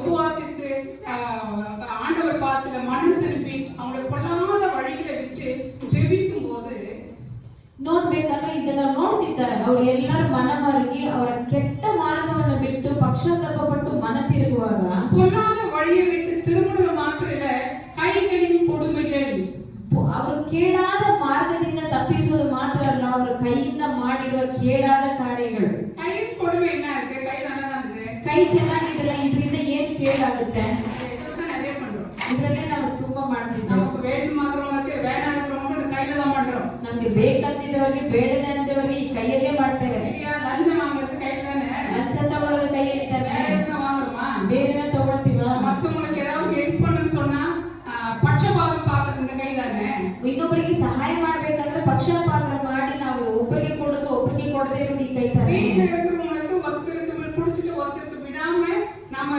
செய்யறதும் இந்த கை தானே ಮನೆಯಲ್ಲಿ ಒಬ್ಬರಿಗೆ ಚೆನ್ನಾಗಿ ಮಾಡಿ ಒಬ್ಬರಿಗೆ ಚೆನ್ನಾಗಿ ಮಾಡದೇ ಇರೋದು ಕೂಡ ಈ ಕೈ ತಾನೆ கத்து பாக்குற இன்னும் நிறைய இருக்குது எனக்கு சரியா தெரியல கையில என்ன பண்றோம் ಇನ್ನು ಅನೇಕ ಕಾರ್ಯಗಳಿದೆ ನನಗೆ ಗೊತ್ತಿಲ್ಲ ஆனா திருடுறது இருந்தா ಕಳ್ಳತನ ಮಾಡೋದು ಇದ್ರಲ್ಲೇ கொலை பண்றது இருந்தா ಕೊಲೆ ಮಾಡೋದು ಈ ಕೈಯಲ್ಲೇ இல்லையா எல்லாத்துக்கும் இந்த கை வந்து நல்லதுக்கு பயன்பட்டா பரவாயில்ல நீங்க போட்டிருக்குது கொடுமை செய்யற அந்த கைகளுக்கு என்ன படிச்சா திரும்புது ನೀವು ನೋಡ್ಬೇಕಾದ್ರೆ ಕೊಡೂರವನ್ನು ಮಾಡಿದ ಆ ಕೈಗಳು ಕೂಡ ಮತ್ತೆ ತಿರುಗಿತ್ತು ಅಂತ திரும்பினதுன்னு சொல்றீங்க வசனம் பார்க்க 9ஆம் வசனத்துல யாருக்கு தெரியும் நாம் அழித்து போகாதபடிக்கு ஒருவேளை தேவன் மனஸ்தாபப்பட்டு தம்முடைய உக்கிர கோபத்தை அப்படியே பயங்கரமான ஒரு கோபம் என்ன பாவம் இந்த நினிவே தேசத்தில் இருக்கிற ஜனங்கள் செய்ததெல்லாம் கொடுமை ನೀವು ನೋಡ್ಬೇಕಾದ್ರೆ ಇನ್ನೇನು ಪಟ್ಟಣದಲ್ಲಿ ಮಾಡಿರುವ ಜನರೆಲ್ಲ ಕೇಳಾದ ಕಾರ್ಯಗಳ ಯಾರಿಗೆ ಗೊತ್ತು ದೇವರು ಈ ರೀತಿ ಮಾಡುವಾಗ ಮನ ಮರುಗಿ ನಮ್ಮ ಮೇಲೆ ಕನಿಕರವನ್ನು ತೋರಿಸುತ್ತಾನೆ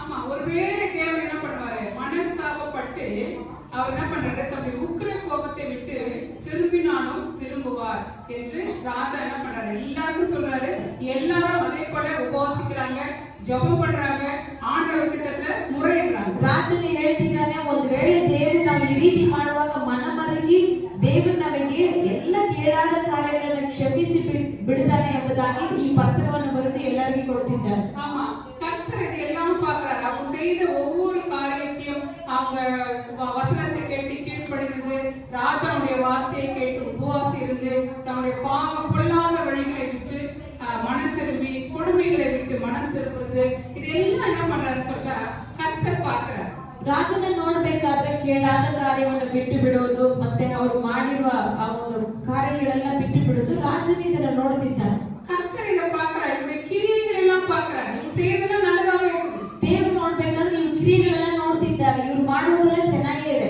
முதல்ல பண்ணாங்க எல்லாம் பொல்லாத காரியங்கள் ನೋಡ್ಬೇಕಾದ್ರೆ ಮೊದಲು ಮಾಡಿದೆಲ್ಲ ಕೇಳಾದ ಕಾರ್ಯಗಳು பொல்லாத காரியங்களை செஞ்சு கொடுமையான காரியங்களை செஞ்சாங்க ಕೇಳಾದ ಕಾರ್ಯಗಳನ್ನ ಮಾಡಿದ್ರು ಅವರು ಭಯಂಕರವಾದ ಕಾರ್ಯವನ್ನು ಮಾಡಿದ್ರು துன்மார்க்கமான வழியில நடந்திருப்பாங்க நினைக்கிறேன் ದುರ್ಮಾರ್ಗದ ಮಾರ್ಗದಲ್ಲಿ ನಡೆದ್ರು பாவம் ಪಾಪ ஒருவேளை விபச்சாரங்கள் வேசித்தனங்கள் இல்லையா எத்தனை விதமான பாவம் இந்த உலகத்துல இருக்குதோ அத்தனையும் அவங்க செய்திருப்பாங்க நினைக்கிறேன் இல்ல சீக்கிரத்துல கடவுள் அழிக்கணும்னு சொல்லுவாரா ಒಂದು ವೇಳೆ ವ್ಯಭಿಚಾರ ಕಾರ್ಯಗಳು ಕಳ್ಳತನ ಬೇರೆ ಕಾರ್ಯಗಳು ಇಂಥ ರೀತಿ ಪಾಪ ಮಾಡ್ಬೇಕಾದ್ರೆ ತಾನೇ ದೇವರು ಅವ್ರನ್ನ ನಾಶ ಮಾಡ್ತೀನಿ ಅಂತ ஷார்ட் ಹೇಳಿದ್ರು. டைம்ல நான் நீங்க அழிக்க போறேன்னு சொல்லுவாரா ಒಂದು ಸ್ವಲ್ಪ ಸಮಯದಲ್ಲಿ ಸ್ವಲ್ಪ ದಿನದಲ್ಲಿ ನಾನು ನಿನ್ನೆ ಪಟ್ಟಣವನ್ನು ನಾಶ ಮಾಡ್ತೇನೆ ಅಂತ ಹೇಳ್ತಾರಾ இதெல்லாம் சொன்ன ஆண்டவர் உடனே அவங்க மனம் திரும்பும் போது அப்படியே இறங்கிடுறாரு ಇದೆಲ್ಲ ಹೇಳಿದ ದೇವರು ಅವ್ರ ಮನ ತಿರುವಾಗ ಹಂಗೆ ದೇವರು ಕೂಡ ಕರುಣೆ ತೋರಿಸ್ತಿದ್ದಾರೆ ஆண்டவரே கூப்பிட்டு பண்ணேன் நான் பண்ணதெல்லாம் தப்பு ஆண்டவரே நான் மன்னின்னு சொல்றது என்ன பண்ணேன் ஓடி ஆரம்பிச்சு ದೇವರೇ ಅಂತ ಕೂಗಿ ನಾನು ಮಾಡಿದಿಲ್ಲ ತಪ್ಪು ಅಂತ ಹೇಳುವಾಗ ದೇವರು ಓಡಿ ಬಂದ್ಬಿಡ್ತಾರೆ தேவனுடைய கிரியைகளை பார்த்து தாம் அவருக்கு செய்வேன் என்று சொல்லியிருந்த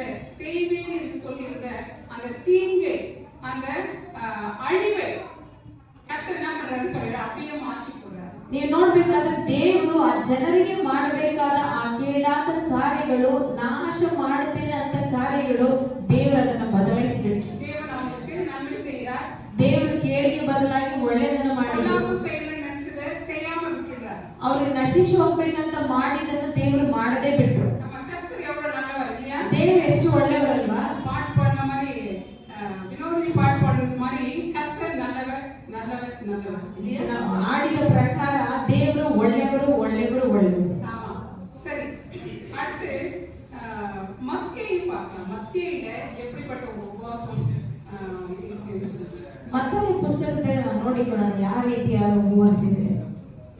6வது அதிகாரம் மத்தேயு 6 ಮತ್ತೆ 6ನೇ ಅಧ್ಯಾಯ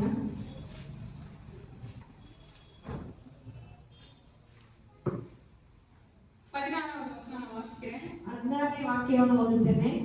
நீங்கள் உபவாசிக்கும் போது மாயக்காரர் போல முகமடலாய் இராதீர்கள்.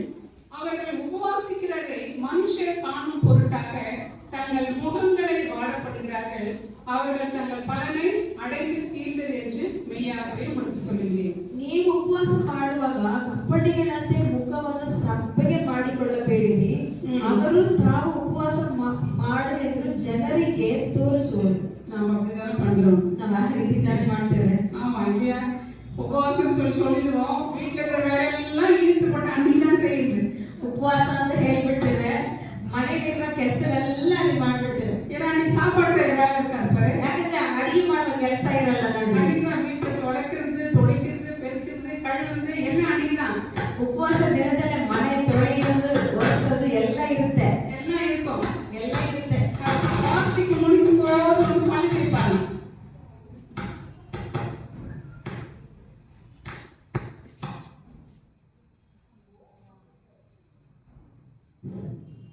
சரி, ஃபாஸ்டிங் முடிக்கும் போது வந்து பழி தேய்ப்பாங்க. ಉಪವಾಸ ಮುಗಿಯುವಾಗ ಆಲೋಚಿಸ್ತಾರೆ. பண்ணலாமா அப்படி?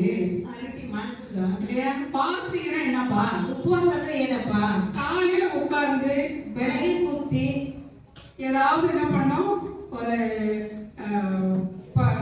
ஜபத்துல உட்காந்து பைபிள் படிச்சு ஒரு ரூம் செலக்ட் பண்ணி ஏதாவது ஒரு இடத்துல போய் அமைதியா உட்காந்துடணும் இல்லையா? ಉಪವಾಸ ಅಂದ್ರೆ ಏನು? ಒಂದು ಕೋಣೆ ಒಳಗಡೆ ಹೋಗಿ ಪ್ರಾರ್ಥನೆ ಮಾಡೋದು ಅಥವಾ ಬೈಬಲ್ ಓದೋದು, ಎಲ್ಲಾದ್ರೂ ಒಂದು ಸಮಯವನ್ನು ನಾವು ಕೊಡಬೇಕು. ஆமா, இங்க நம்ம அந்த மாதிரி பண்றது கிடையாது. அப்பதான் பழி தேய்க்குவோம். அப்ப பக்கத்து வீட்டுக்கார அக்கத்து வீட்டுக்கார எல்லாரும் வந்து கேட்பாங்க, என்னம்மா இவ்வளவு நேரமா சாப்பிடாம இருக்கிற, இப்பவா பழி தேய்க்கிற அப்படின்னு. ಅಕ್ಕಪಕ್ಕದಲ್ಲಿ ಇರೋರ್ಲಿ ಕೇಳ್ತಾರೆ, ಯಾಕಮ್ಮ ಇಷ್ಟು ಸಮಯ ಊಟ ಮಾಡಿಲ್ಲ, ಈಗ ಆಲೋಚಿಸ್ತಾ ಇದೆಯಾ? அப்ப இந்த அம்மா சொல்லுங்க, ஆமாங்க நான் இது ஃபாஸ்டிங் காரம் வந்து சாப்பிடல. ಅದಕ್ಕೆ ಈ ಅಮ್ಮ ಹೇಳ್ತಾರೆ, ಹೌದ್ರಿ ನಾನು ಬೆಳಗಿಂದ ಫಾಸ್ಟಿಂಗ್ ಇದ್ದೇನೆ, ಊಟ ಮಾಡ್ಲಿಲ್ಲ. ஆமா, பழி தேய்ச்சிட்டு முன்னமா அதுக்கப்புறம் சாப்பிடுவேன். இன்னொரு நேரம் வேலை இருந்துச்சு, ஃபாஸ்டிங் இருந்தது, முட்டுட்டாங்க. ஃபாஸ்டிங் பண்ணணும்னு நினைச்சு மறந்தாச்சு, வேலை இருந்துச்சு இன்னொரு நேரம், இப்பதான் பழி தேய்ச்சி சாப்பிடணும், ஃபாஸ்டிங் முடிஞ்சாச்சு. ಈಗ ನೋಡ್ರಿ, ಮನೆಯಲ್ಲಿ ಇದ್ದ ಎಲ್ಲ ಕೆಲಸ ಮುಗೀತು. ಅದ್ ಮುಗ್ದಾದ್ಮೇಲೆ ಹಲ್ಲು ಉಜ್ಜುವಾಗ ಉಪವಾಸ ಕೂಡ ಮುಗೀತು. ஆமா, இவங்களை பார்த்தா நல்லா தெரியும், யார் யார் பக்கத்துல அக்கத்துல அந்த ரோட்ல இருக்கவங்க எல்லாருக்குமே தெரியும் ஃபாஸ்டிங் இருக்கிறாங்க. ಇವ್ರನ್ನ ನೋಡಿದ್ರೆ ಕೂಡ್ಲೆ ಗೊತ್ತಾಗಲ್ಲ. ಅಕ್ಕಪಕ್ಕ ಇರೋರೆಲ್ಲರಿಗೂ ಚೆನ್ನಾಗಿ ಗೊತ್ತು, ಯಾಕಂದ್ರೆ ಮುಖ ಸಪ್ಪಗೆ ಇಟ್ಕೊಂಡು ಹೇಳ್ತಾ ಇರ್ತಾರೆ ಉಪವಾಸ ಮಾಡ್ತಿದ್ದಾರೆ. பாத்துக்கிறீங்களா அந்த மாதிரி? ಆ ರೀತಿ ನೋಡಿದ್ದೀರಾ?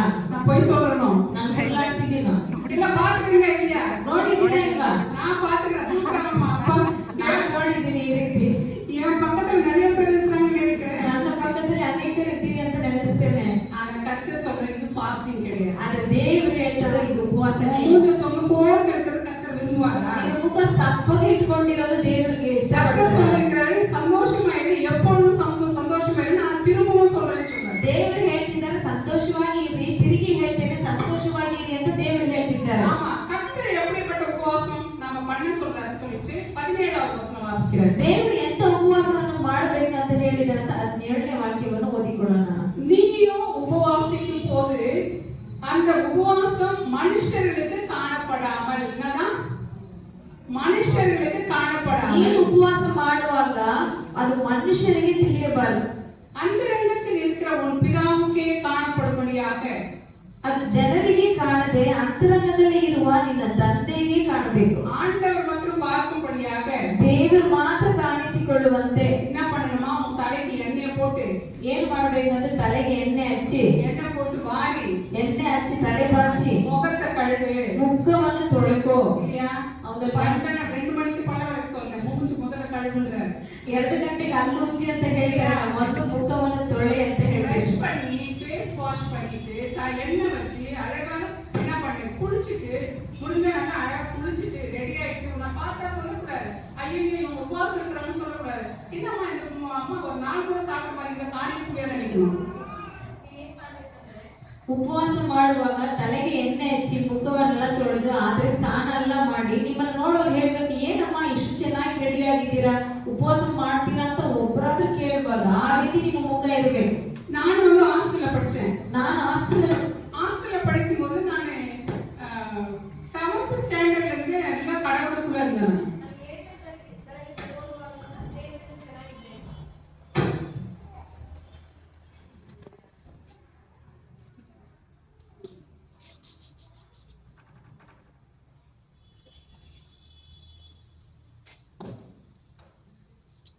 சரி, நான் 7வது படிக்கும்போது கர்த்தருக்குள்ள ரொம்ப ஸ்ட்ராங்கா இருந்தேன். ನಾನು 7ನೇ ತರಗತಿ ಓದುವಾಗ ದೇವರಲ್ಲಿ ನಾನು ತುಂಬಾ ಬಲವಾಗಿದ್ದೆ. அப்ப நான் 7வதுல இருந்து 10th முடிக்கிற வரைக்குமே இந்த ஃபாஸ்டிங் டைம் வரும்ல. 7ನೇ ತರಗತಿಯಿಂದ 10ನೇ ತರಗತಿ ಮುಗಿಸಲು ಉಪವಾಸ ಬರುತ್ತಲ್ಲ.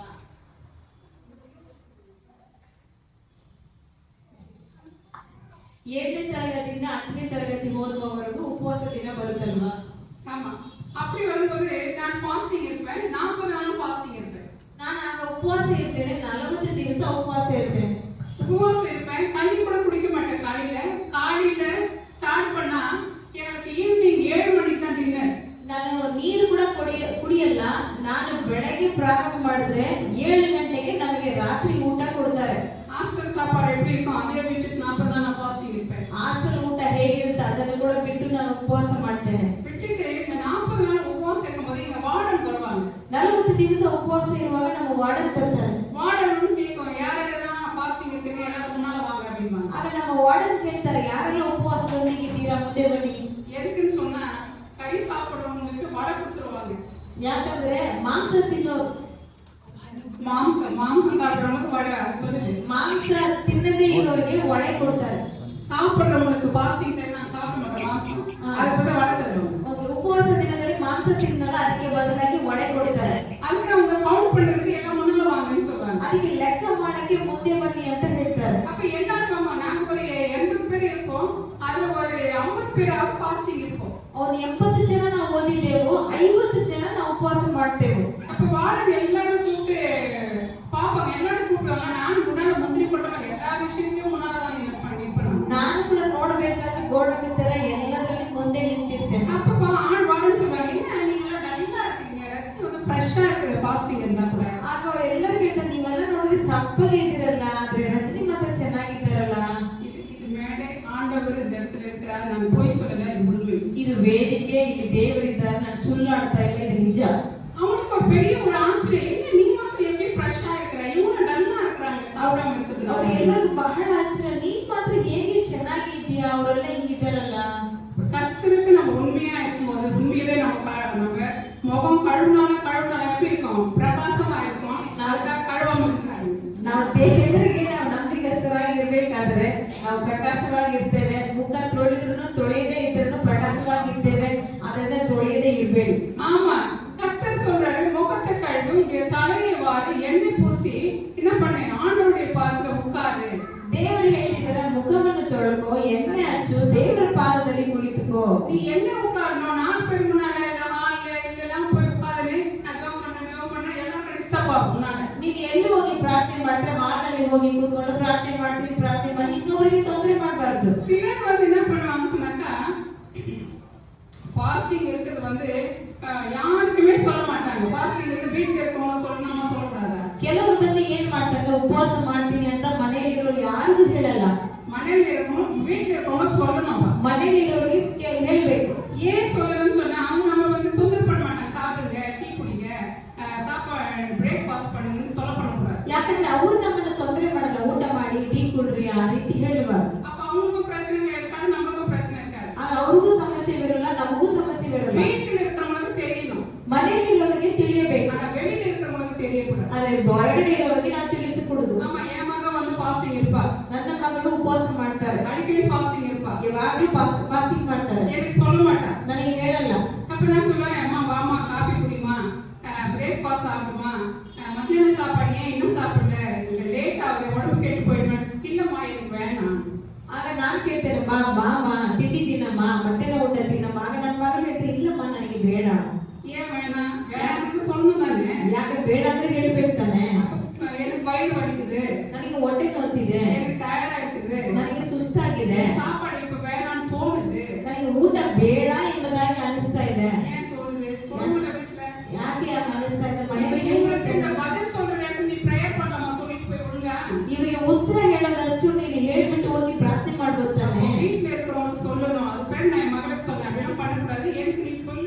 அப்ப நான் உன்னை டிஸ்டர்ப் பண்ண மாட்டேன், நீ மட்டும் ப்ரேயர் பண்ணலாம். ಆಗ ನನ್ನ ಮಗಳ ಹತ್ರ ನಾನು ಹೇಳ್ತೇನೆ, ನೀನ್ ನನಗೆ ಹೇಳು, ಆಗ ನಾನು ನಿನ್ನ ತೊಂದರೆ ಮಾಡಲ್ಲ, ಆಗ ನೀನು ಚೆನ್ನಾಗಿ ಪ್ರಾರ್ಥನೆ ಮಾಡ್ಬೋದು.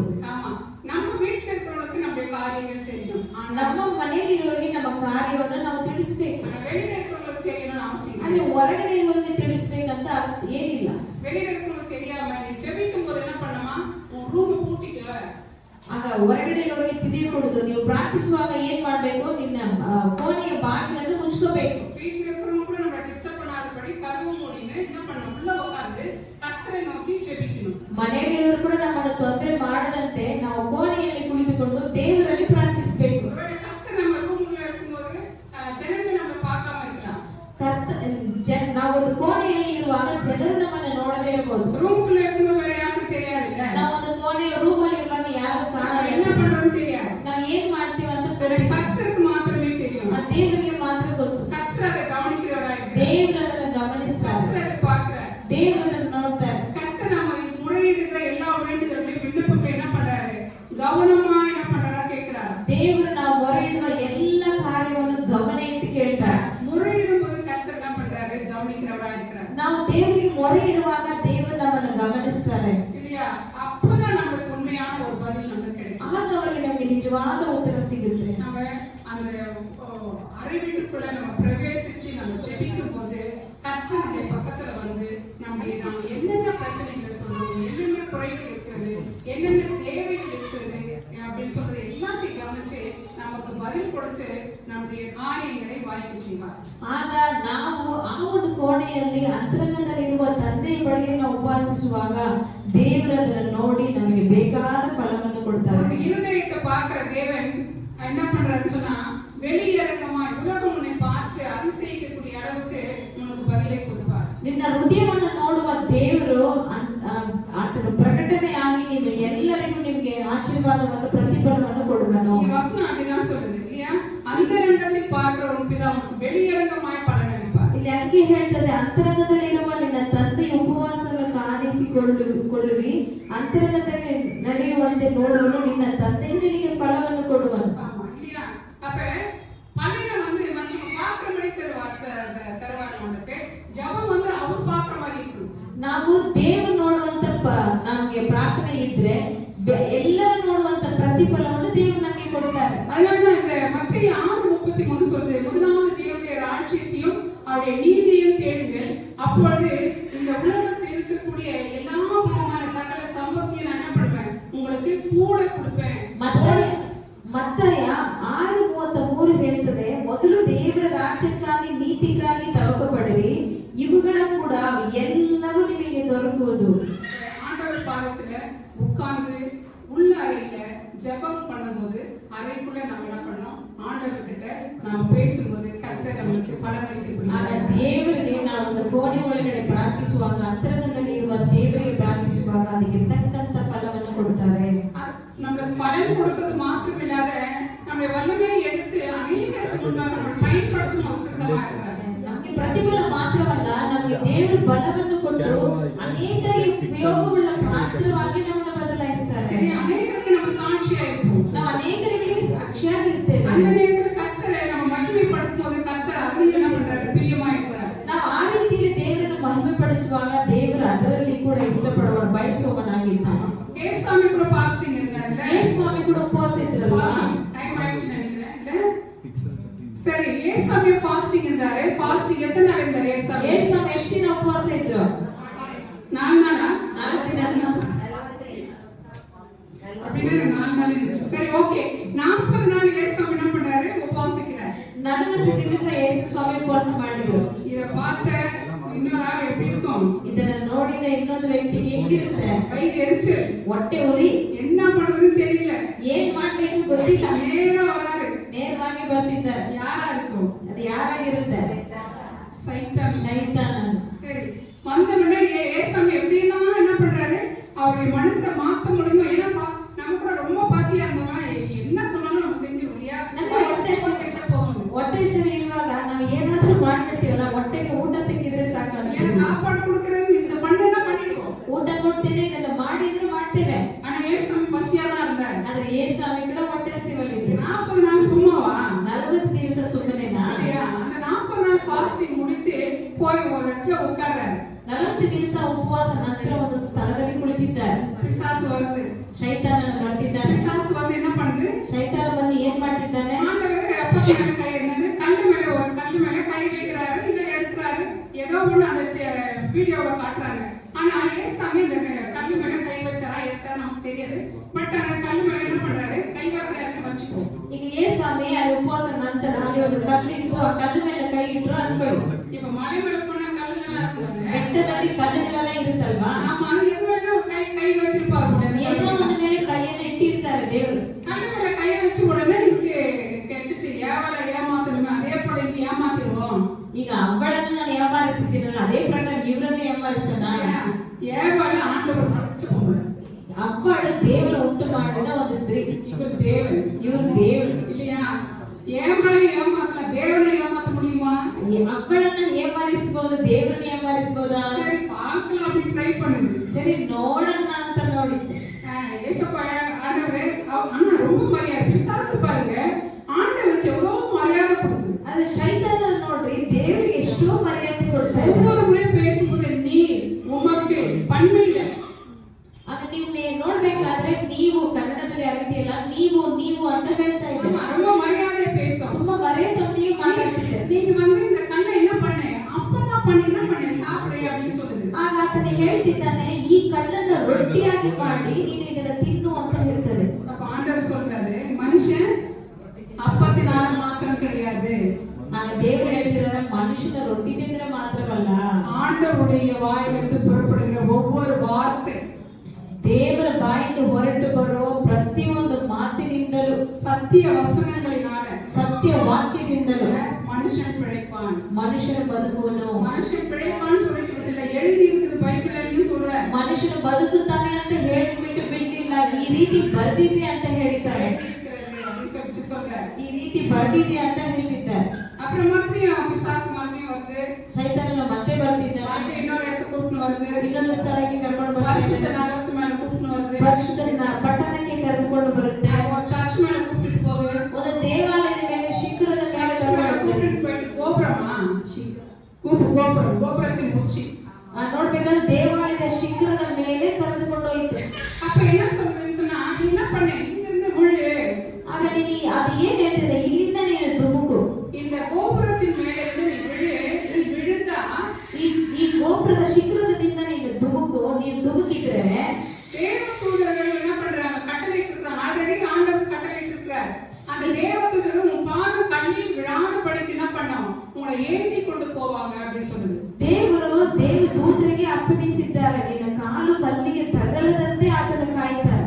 ஆமா, எப்படி சொல்லுச்சா, அதுக்கு ஆண்டவர் என்ன சொல்றாரு, ಅದಕ್ಕೆ ದೇವರು ಏನ್ ಹೇಳ್ತಿದ್ದಾರೆ, தேவனாகிய கர்த்தரை நீ என்ன பண்ண, டெஸ்ட் பண்ணாத, ನಿನ್ನ ದೇವರಾಗಿರುವ ಕರ್ತನನ್ನು ಪರೀಕ್ಷಿಸಬಾರದು, சோதிக்காத, ಅವರನ್ನು ಪರೀಕ್ಷಿಸಬಾರದು அப்படின்னு வேதத்துல எழுதி இருக்குது. ಆ ರೀತಿಯೂ ಸತ್ಯವಾಗಿದ್ದಲ್ಲಿ ಬರ್ತಿದೆ.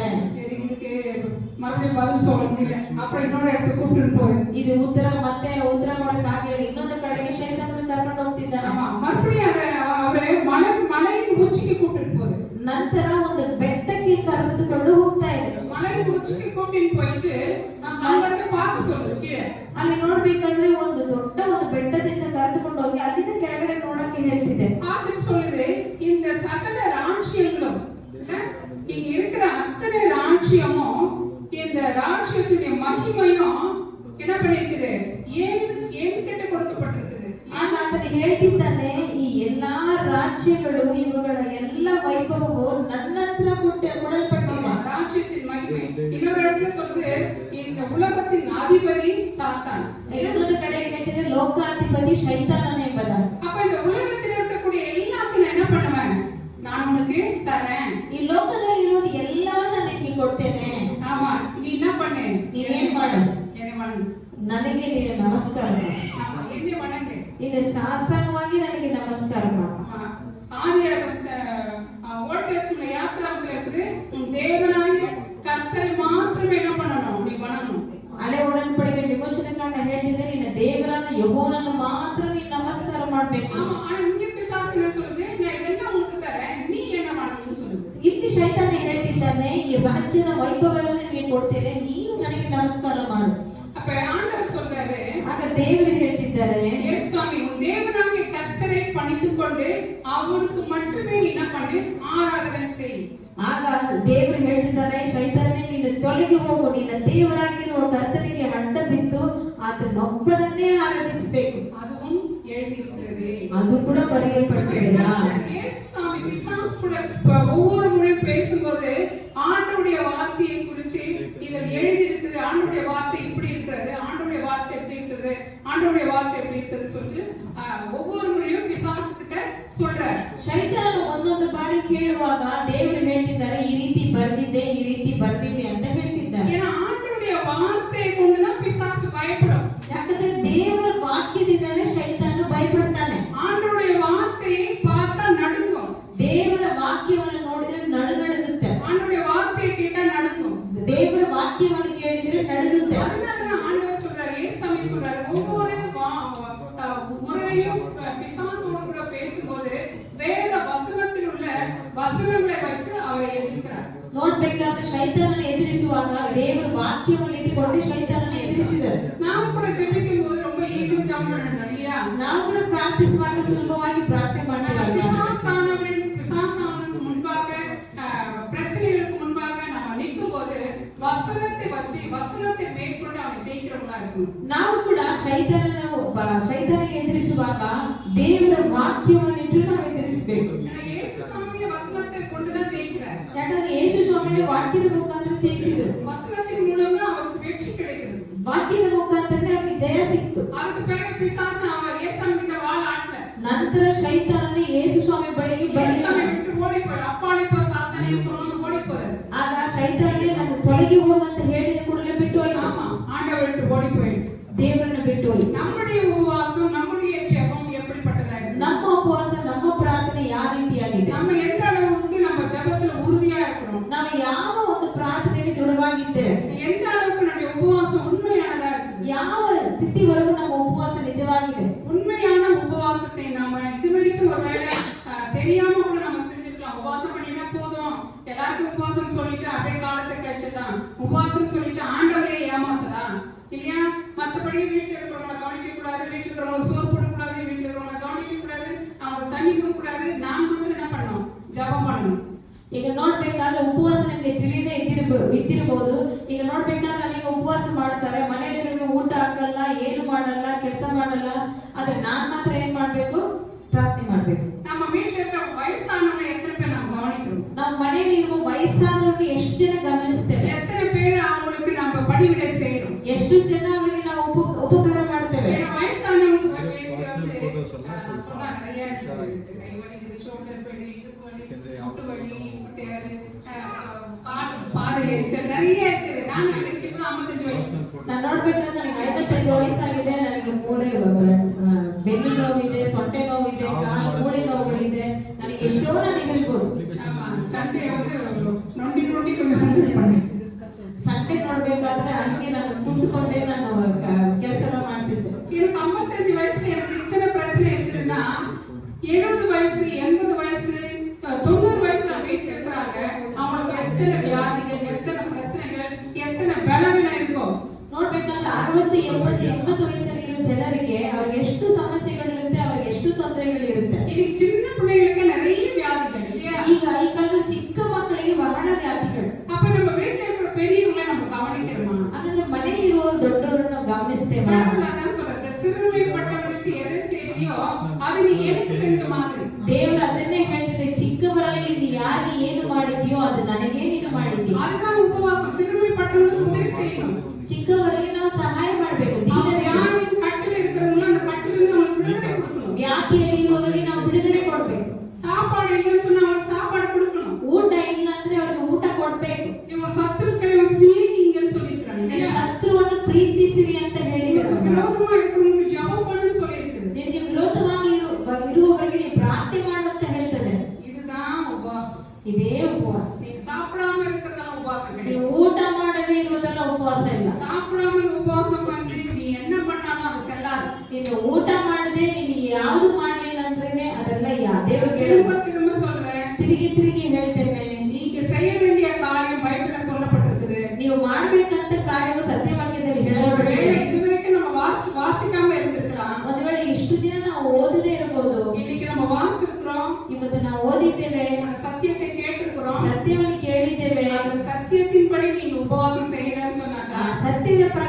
ಉಪವಾಸ ಮಾಡಲಿಲ್ಲ ಅಂದ್ರೆ உங்களுடைய பிரயாசம் எல்லாம் வீண். ನಿಮ್ಮ ಪ್ರಯಾಸವೆಲ್ಲ ವ್ಯರ್ಥ. என்னடா இது கூப்பிட்டு இந்த மாதிரி எல்லாம் வசனத்தை கேட்க வேண்டியதா இருக்குது. ಏನಪ್ಪಾ ಇವ್ರು ಕರೆದು ಒಳ್ಳೇದು ಹೇಳ್ತಾರಲ್ಲ, ಈ ರೀತಿ ಮಾತಾಡ್ತಿದ್ದಾರಲ್ಲ. நான் பைபிள்ல இருக்கிறத மாத்திரம் சொன்னேன், என்னுடைய சொந்தத்துல இருந்து நான் பேசல. ನನ್ನ ಸತ್ಯವಾಗಿದೆ ಇರೋದನ್ನೇ ಹೇಳಿದೆ, ನನ್ನ ಸ್ವಂತ ಮಾತನ್ನ ಆಡಿಲ್ಲ. அதனால உபவாசம் உண்மையா இருப்போம். ಉಪವಾಸದಿಂದ ನಂಬಿಗಸ್ತರಾಗಿರೋಣ. ஆண்டவர் சொன்ன காரியங்களை உபவாசமா எடுத்துக்கொள்வோம். ದೇವರು ಹೇಳುವ ಕಾರ್ಯವನ್ನು ಉಪವಾಸದೊಂದಿಗೆ ತೆಗೆದುಕೊಳ್ಳೋಣ. அப்படிப்பட்ட உபவாசத்தை ஜெபிக்கும் போது கர்த்தர் நம்முடைய காரியங்களை வாய்க்கு செய்வார். ಅಂತ ರೀತಿಯಾದ ಉಪವಾಸ ಮಾಡುವಾಗ ದೇವರು ನಮ್ಮ ಕಾರ್ಯವನ್ನು நம்முடைய முகங்கள் பிரகாசிக்கும். ನಮ್ಮ ಮುಖಗಳು ಪ್ರಕಾಶಗೊಳ್ಳುವುದು. மோசே 40 நாள் ஜெபம் பண்ணி மலைக்கு போய் ஆண்டவர்கிட்ட பேசிட்டு வரும்போது மோசே முகத்தை யாரும் பார்க்க முடியல. ಮೋಶೆ 40 ದಿವಸ ದೇವರ ಹತ್ರ ಹೋಗಿ ಬೆಟ್ಟದಲ್ಲಿ ಹೋಗಿ ಮಾತನಾಡಿ ಬರುವಾಗ ಮೋಶೆ ಮುಖ ಯಾರು ನೋಡಕ್ಕೆ ಆಗ್ಲಿಲ್ಲ. ஏன் பார்க்கல? பார்க்க முடியல. ಯಾಕೆ ನೋಡಕ್ಕೆ ಆಗ್ಲಿಲ್ಲ? ஏன்னா ஆண்டவரை போலவே அவருடைய முகம் பிரகாசித்தது. ಯಾಕಂದ್ರೆ ದೇವರ ಹಾಗೆ ಆತನ ಮುಖವು ಪ್ರಕಾಶಗೊಂಡಿತು. வசனம் தான் சொல்லுது. ವಾಕ್ಯ ಅಂತ ಹೇಳ್ತಾರೆ, உன்னை காண்கிறவர்கள் என்னை பார்க்கணும். அதுல ನಿನ್ನನ್ನು ನೋಡುವವರು, ದೇವರು ಹೇಳಿದ್ದಾರೆ, ನಿನ್ನನ್ನು ನೋಡುವವರು ನನ್ನನ್ನು ನೋಡ್ಬೇಕು. ஆமா, நம்மள பார்க்கணும்னா இயேசுவை நம்ம கிட்ட பார்க்கணும். ನಮ್ಮನ್ನ ನೋಡುವವರು ಯೇಸುವನ್ನೇ ನಮ್ಮ ಹತ್ರ ನೋಡ್ಬೇಕು. ஆண்டவர் சொன்ன உபவாசத்தின்படி நான் நடப்போம். ದೇವರು ಹೇಳಿದ ಪ್ರಕಾರ ಉಪವಾಸದೊಂದಿಗೆ அந்த உபவாசங்களை செய்வோம். ಆ ರೀತಿ ಉಪವಾಸ ಮಾಡೋಣ. கர்த்தர் நமக்கு உதவி செய்வார். ದೇವರು ನಮಗೆ ಸಹಾಯ ಮಾಡ್ತಾರೆ. நம்முடைய காரியங்களை வாய்க்கு செய்வார். ನಮ್ಮ ಕಾರ್ಯವನ್ನು நம்ம ಸಫಲಗೊಳಿಸ್ತಾರೆ. என்ன நடக்கிறோம், நான் நினைக்கிறோமோ அது நடக்கும். ನಾವು ಏನು ನೆನೆಸ್ತೇವೋ ಅದು ನಡೆಯುತ್ತೆ. நம்ம மனசுல நினைக்கிறத கர்த்தர் வெளியரங்கமா செய்து முடிப்பார். ನಮ್ಮ ಮನಸ್ಸಲ್ಲಿ ನೆನೆಸುವುದನ್ನು ದೇವರು ಬಹಿರಂಗವಾಗಿ ನಡೆಸ್ತಾರೆ. அப்படி செய்ய தேவன் தாமே ஒவ்வொருவரையும் ஆசீர்வதிப்பாராக. ಆ ರೀತಿ ದೇವರು ಪ್ರತಿಯೊಬ್ಬರನ್ನು ಆಶೀರ್ವದಿಸಲಿ. இந்த வாய்ப்பை கொடுத்த ஆண்டவருக்கும் வினோதிக்கும் என்னுடைய நன்றியை ಈ தெரிவிக்கிறேன். ಅವಕಾಶವನ್ನು ಕೊಟ್ಟಿದ್ದ ದೇವರಿಗೂ ಸಹೋದರಿಗೂ ವಂದನೆ ಸಲ್ಲಿಸ್ತೇನೆ. நான் ஒன்றுமில்லை, ನಾನು ಏನಿಲ್ಲ, எல்லாமே என் தேவனே. ಎಲ್ಲ ನನ್ನ ದೇವರೇ. ஜெபிப்போம். ನಾವು ಪ್ರಾರ್ಥಿಸೋಣ. அன்புள்ள ஆண்டவரே, இந்த அருமையான ஆண்டவரே, இந்த நிறைவு நேரத்திற்கு வந்திருக்கிறோம். இந்த மத்தியான வேளையில மீண்டும் ஒரு விசையாய் ஆண்டவரே ஜெபிக்க நீ பாராட்டியதற்காக நமக்கு நன்றி செலுத்துகிறோம். ஒருவேளை நான் தவறாக பேசியிருந்தால் என்னை மன்னித்து ஆண்டவரே இந்த வசனங்கள் ஒவ்வொருவருக்கும் சென்றடையும்படியாகவும் அது 30, 60, 100 பலன் கொடுக்கும்படியாகவும் இங்கு வந்தது நல்லது என்று இயேசப்பா ஒவ்வொருவரும் நினைத்து வேதத்தின்படி வாழத்தக்கதாக, வேதத்தின்படி எங்கள் வாழ்க்கையை நாங்கள் மாற்றிக்கொள்ள முடியாத நினைவே பட்டணத்து ஜனங்களை போல் நாங்கள் மனம் திரும்பி வாழ முடியாத ஆண்டவரே நீ திருப்பி பாராட்ட வேண்டும் என்று நாங்கள் சொல்லிக்கிறோம். எல்லாவற்றையும் இயேசுவின் அன்பின் கரத்தில் கொடுக்கிறேன். ஆண்டவரே நீ பொறுப்பெடுத்துக் கொள்ள வழிநடத்தும். இயேசு கிறிஸ்துவின் இனிய நாமத்தில் ஜெபிக்கிறோம். ஜீவன் நல்ல தகப்பனே. ஆமென்.